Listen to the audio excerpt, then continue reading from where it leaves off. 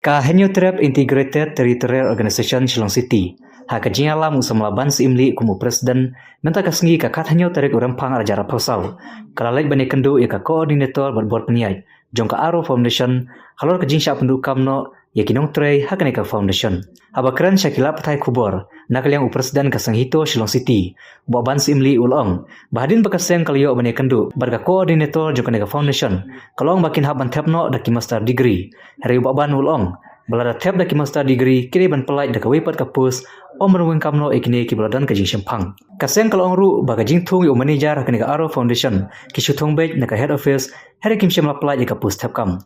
Kumta nakaleng kaseng kala kerpat yakane ka foundation baki dai ban pelai ka pus nama ki don bun ki balak ban sim yakane ka kerdan kum kalat ai kama jam ki wepat. Niwan sekali ka Aro Foundation jadi ka foundation ke ajing harap di rural area ke kawan komplain hangi ba idan kidan ki supervisor kidan ki betray hangi ki besya kam ki besya pensange ka kam klam kanu ka notice klam kanu ka letter ke dai hakta kanong ram niwan ban sim yakani ka issue ke ngila ikendo ki coordinator kidan ki management ki manager ki AJ ki ba ya tray lang ni tingla yo ban yakran la something ting la fix segini ka second meeting kan hakawai patisni kin la pentep yang ni ki ong ba kajing penyat yang kani kadai ka sponsor na HDFC Bank ki ong ka head office ka dan Sha Noida kin keren head office ACA nampak ka salary nampak ka jing penduk kam jong kini supervisor kita dan experience kita nilai 6 ki ong ba kin tap no ada kita ki masters degree ke lada kidai makana ki master's degree kila dan pelat cakawai ke pos ban weng no ikidre kila dan experience kila try ni di krak nice nam